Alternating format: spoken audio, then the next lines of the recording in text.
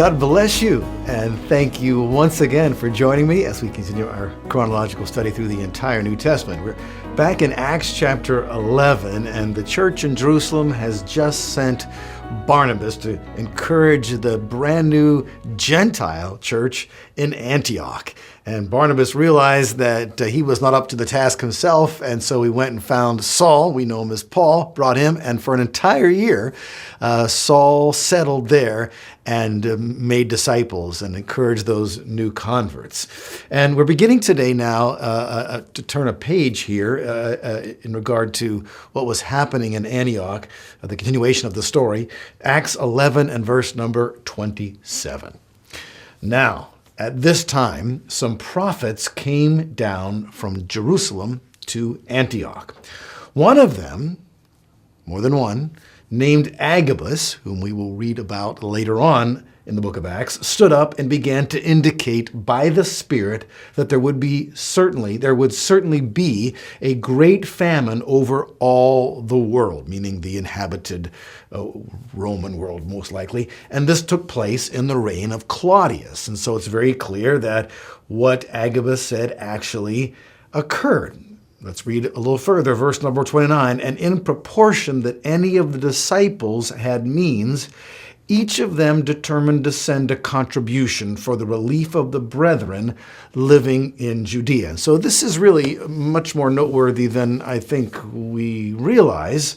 This is a Gentile church taking up an offering to bring relief to Jewish Christians.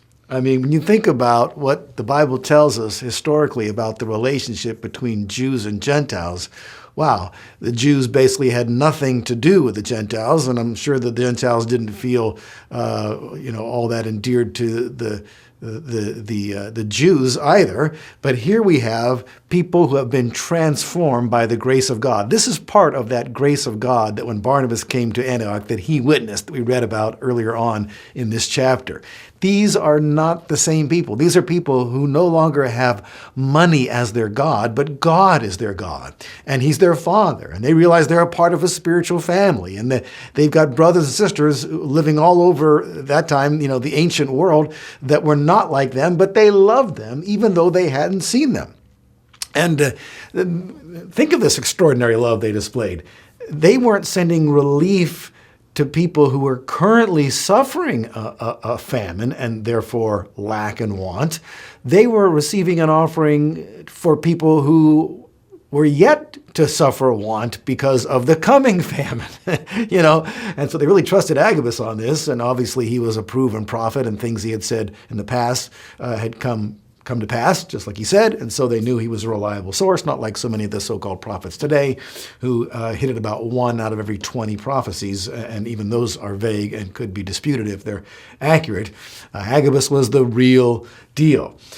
So it's noteworthy because we have people who naturally wouldn't be loving each other.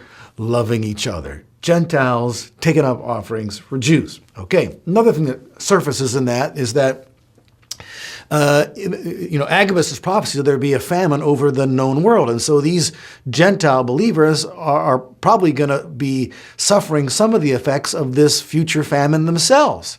But they have an abundance right now. They're not concerned about themselves when the famine hits them. They're caring about their brethren in Judea. And why they specifically targeted their brethren in Judea and not their brethren around them who would also be suffering is a matter of conjecture. I personally think that it was because they knew, and everybody knew at that time, that the Christians in Judea who had been scattered out of Jerusalem, but it had stayed in Judea, which is a mostly Jewish place to live, they were suffering, the most extreme persecution that was being suffered by any other Christians. And so they're already facing hardship and deprivation because of the fact that they were followers of Christ, unlike perhaps it was in Antioch amongst the Gentile believers.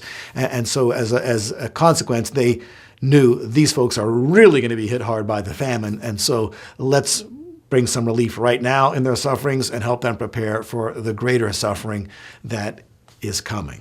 Okay, and that's a lovely thing. They didn't feel just a responsibility to take care of just their own in our little circle, thinking that's all that God holds us responsible for. It's just those people we know, Lord bless me and my wife and our 2 sons, us 4 and no more type of a prayer. But we love the body of Christ because we love Jesus and because we know that one day Jesus is going to say one of 2 things to every human being who stands before him. Either I was hungry and you fed me, or I was hungry and you didn't feed me. And so these are sheep, not goats. And sheep act like sheep. They love each other. You don't have to whip them into obedience or fill them up with some kind of guilt trip. They just love. And so when they have a chance to make a sacrifice on behalf of those they love, it's a joy. I think to some degree, even non-Christians have an element of experiential knowledge of that very thing. I know of plenty of examples, I'm sure we all do, of people who are not Christians who find joy in sacrificing for the people they love. There's an unselfishness that they display for their family members, for their kids. That's a very common thing. Parents make sacrifices for kids.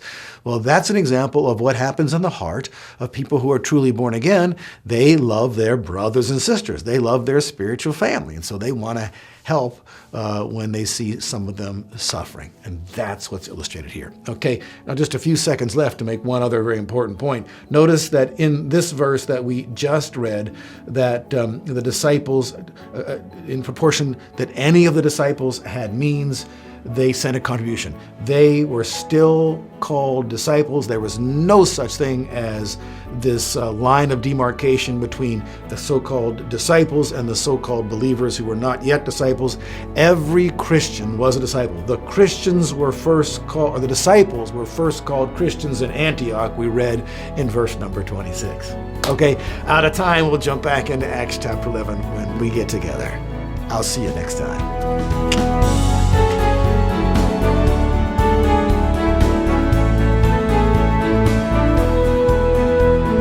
HeavenWord 7 is made possible by the financial support of viewers like you. Thank you.